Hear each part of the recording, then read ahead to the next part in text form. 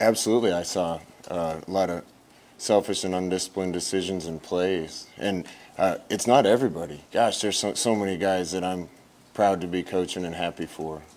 We got some warriors on the football team, but I think somebody told me I don't look at stats much, that we're last in the country in penalty yardage. Well, there you go. You can't bust on things and not do your assignment. You can't hit people 4 yards out of bounds. They seem to be happening at terrible times for us. You get an interception and you get a holding call, and you get a drive going and you get a personal foul, and you get a stop on third down and you get a penalty. And I think our guys finally realize, the guys doing it right finally realize that if it's going to get stopped, they can't allow it to exist. And from that standpoint, it's been kind of a watershed moment for us this last game. And I think it's moving in the right direction to get change. How do you feel, Eric, when you did get thrown in there, and kind of you talk about just the decision to stick with him at the top of the depth chart this week? Well, I told the guys I'm going to ride with the guys that I know are going to do it the right way, and I trust. There's a lot of guys that we had to work with and help to understand how we want things done and what it takes to be that kind of person, that kind of good teammate. Eric's figured it out, and I wouldn't say it's the case at the beginning, but he's done everything right this fall, everything right, and we're not giving up on anybody. But if there's somebody that we trust to go out there and at least not get us beat, I'm going to let him go out there and have a chance to make plays. Do you anticipate Mick Stoltenberg back this season anytime? We'll have to see on Mick. Mick's a warrior too, and he's going to battle. If he can be out there, he will. It's not going to be anytime in the near future, but we'd love to see him have an opportunity to play again. You had some other guys that were out. So Ferguson, I don't know what his status is for this week. And then you mentioned that in the press conference, JD took a shot. Where are those guys at, JD, Ferguson, those guys? Yeah, those guys were at practice, full go today.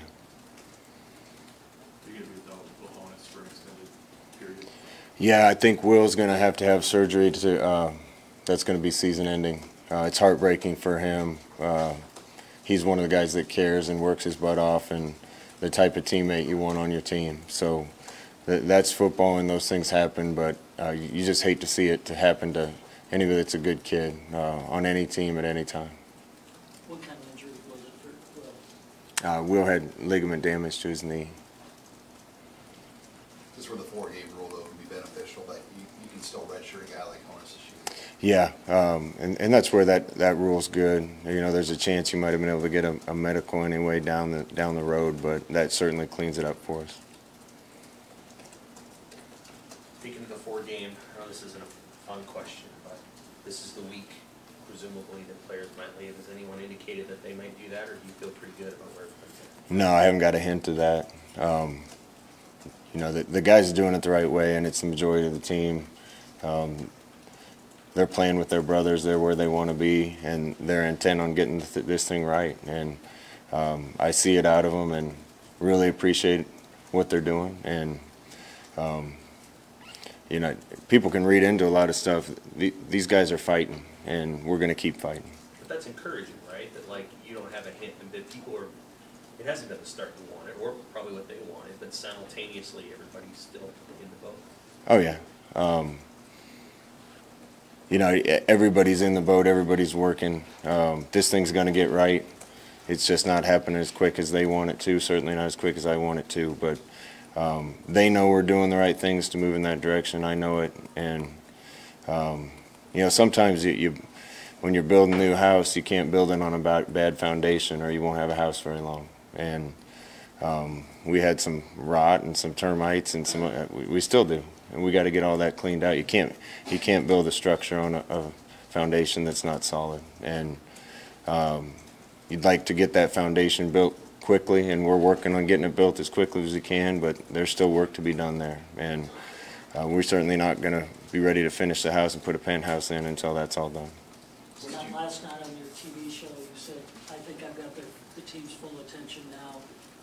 When we practice on Monday, how would you describe Monday's practice?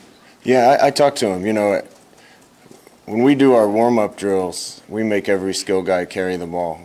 We make them carry a ball while they're doing active stretch.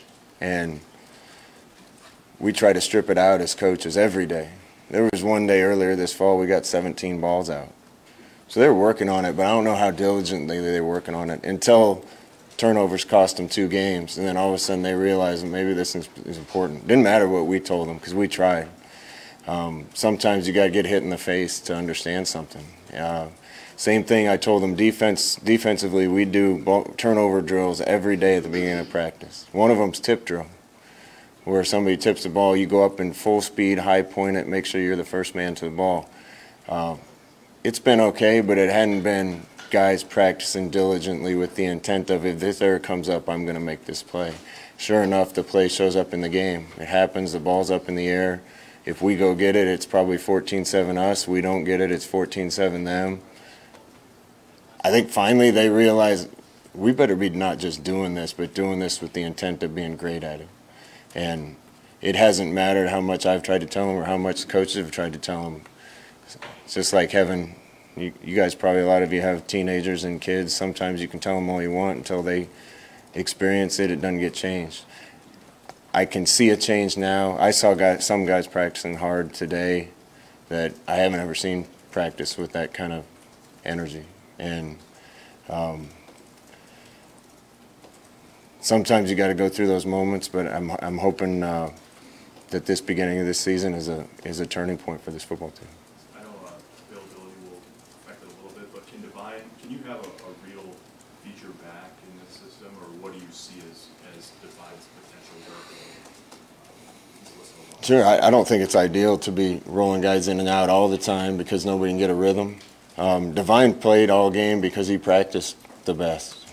We had one guy that was out all week sick, another guy that didn't have a great week of practice. Now those 2 guys had their best practice I've ever seen them have today. But I trust Divine at this point, and Divine's one of the guys he's going to battle every time he's out there. So we need him to keep it up, and we need some guys to follow suit. Would have been easy for him to look at the type of runner he's been in his career and wonder if he fit this offense? Can you speak to just what he's done to get to the point on the depth chart where he is at this point? I think Divine's a step faster than he was when we got here. I think he's stronger. I think he's in better shape. Go back to what I said at the beginning of the season, a lot of credit for that goes to Zach Duvall and the changes he's made with the team in that room. Divine's certainly one that I think has made huge strides, and he played like a guy that could be a feature back on Saturday. How did you like what Tanner Farmer gave you at center with Will Wilson at guard, and how do you play that this week with that mixture of guys? Well, whoever's playing center has their hands full. They got a nose guard that is a grown man, and we'll see. Hopefully Cole will be ready to go, but it's good to know that there's a guy that can come in and get the job done at that spot. Bo Wilson's a fighter. He's going to give us everything he has, so we feel good about having him in the game, and starting to develop depth like that and guys that can rotate in at certain positions is a good thing. Scott, what are your overall impressions of Wisconsin at this point? They're just a really well-coached team. They never beat themselves, which has been the polar opposite of what we've been. You don't see them make any kind of mistakes that will get them beat. They're solid at every position. Obviously good on the front lines on both sides.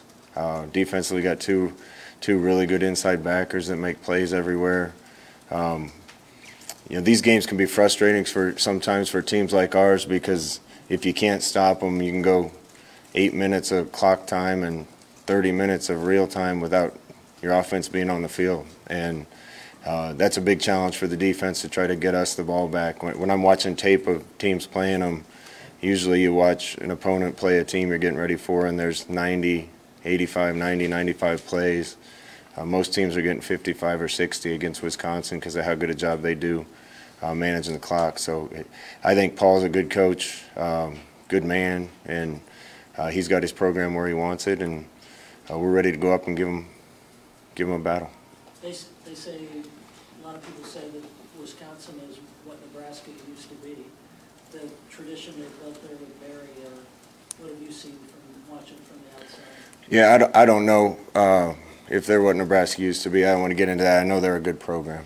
I think there's probably some similarities, but You know, that was a long time ago. Paul wasn't there. This is his program, and he's done a great job with it.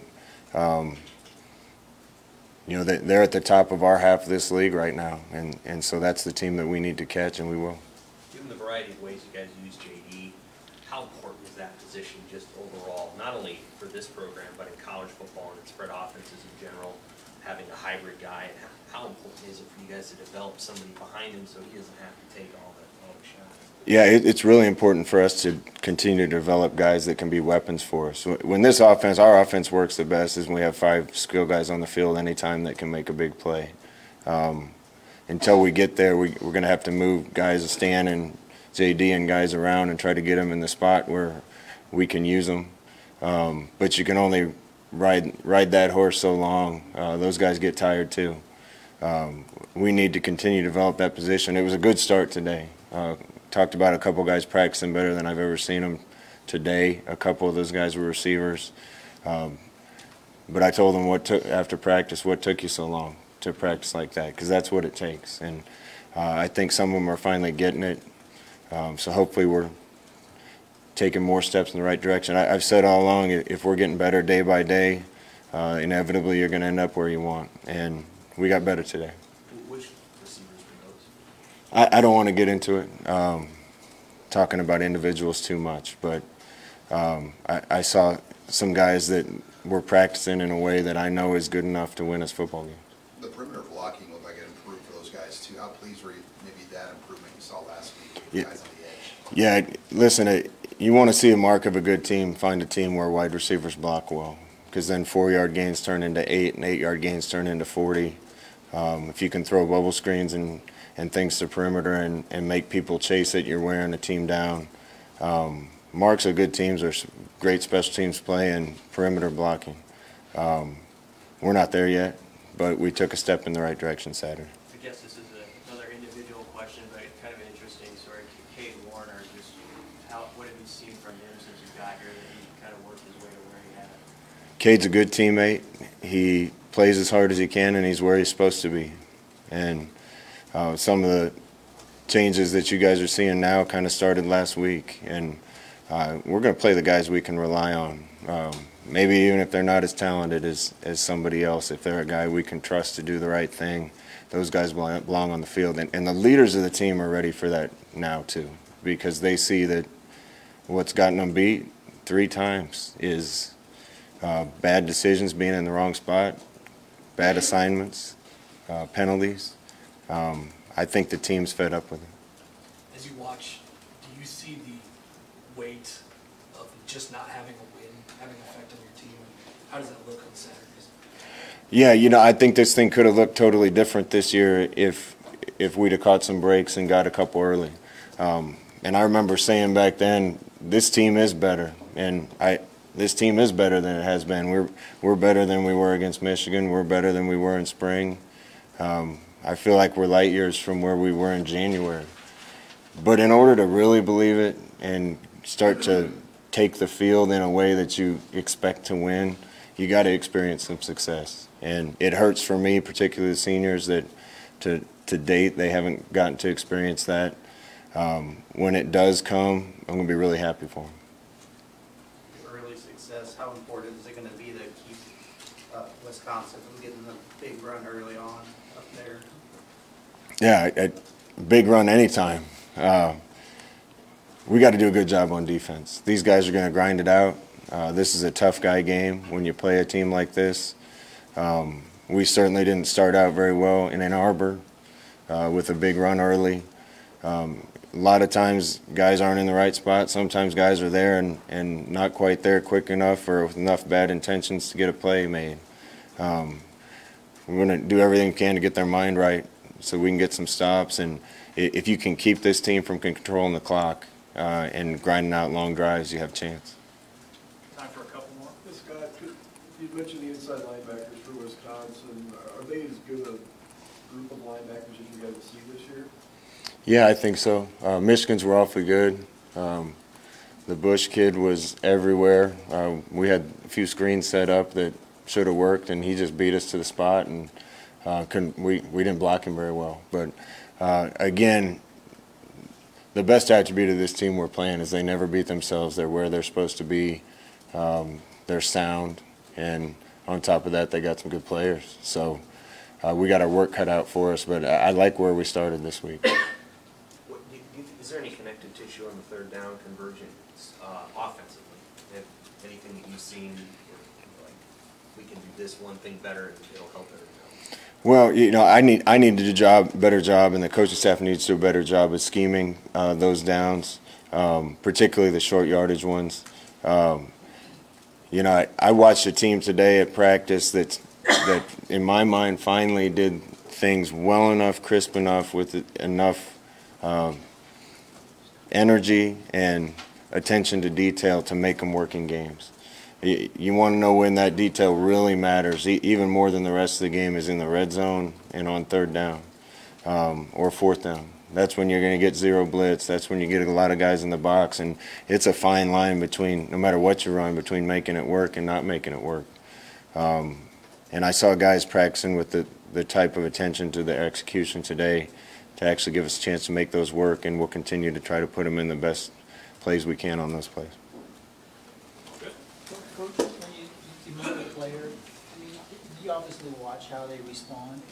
How did some of the players that maybe, you know, didn't have as good a week, how did they respond, you know, to I guess, you know, some of the actions that you took? Yeah, several of those guys that practiced well today are some of the guys that didn't get in the game as much Saturday. It's way too late to have it happening, but I'm glad it's happening. I had 4 captains come into my office yesterday on their day off to talk about what needed to be done to get it fixed. I think the guys get it. And that's all part of building the foundation I talked about. Sometimes it doesn't matter how much the coach says it. If it doesn't come from in the locker room, there's not a lot of power to it. And now we got leaders that are excited to get some of these things changed and fixed. And it's still not going to get fixed overnight, but I think we got guys that are going to hold other people accountable to make sure that the right things are happening.